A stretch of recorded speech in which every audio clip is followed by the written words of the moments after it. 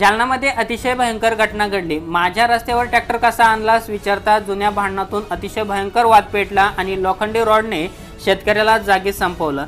जालना जिल्ह्यातील बोडखा येथे शेतरस्त्याच्या जुन्या वादात एका शेतकऱ्याचा निर्घृण खून झाला। भावकीतील लोकांनी लोखंडी रॉड आणि गजाने मारहाण करून हा गुन्हा केला। घटनेनंतर सर्व आरोपी फरार झाले असून पोलीस त्यांचा शोध घेत आहेत। शेतरस्त्यांवरील वाद ग्रामीण भागात नेहमीच पाहायला मिळतात। काही ठिकाणी हे वाद आपापसात मिटवले जातात तर काही ठिकाणी कोर्टात पोहोचतात। मात्र जालना जिल्ह्यातील हा वाद इतका विकोपाला गेला की त्यातून थेट जीवघेणी घटना घडली। या वादात एका 55 वर्षीय शेतकऱ्याचा त्याच्याच भावकीतील लोकांनी खून केल्याचा प्रकार उघड झाला आहे। गुरुवारी 9 ऑक्टोबर घनसावंगी तालुक्यातील बोडखा येथे हा प्रकार घडला। शेत रस्त्याच्या जुन्या वादातून झालेल्या भांडणात बाबासाहेब विठ्ठल ढेरे वय 55 या शेतकऱ्याचा दिवसाढवळ्या खून करण्यात आला। हा वाद मागील काही वर्षापासून सुरू होता, मात्र त्या दिवशी तो तीव्र झाला।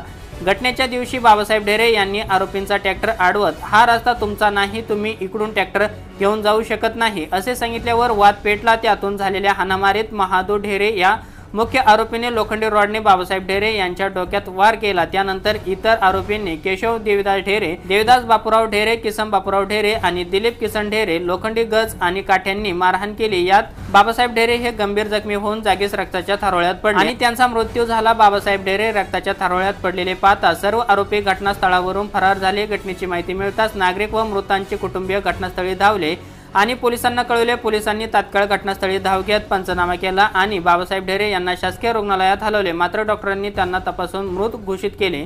या घटनेनंतर मृताची पत्नी शिलाबाई बाबासाहेब ढेरे यांनी घनसावंगी पोलीस ठाण्यात तक्रार दाखल केली। त्यानुसार पोलिसांनी वर नमूद केलेल्या 5ही आरोपींविरुद्ध खुनाचा गुन्हा दाखल केला आहे।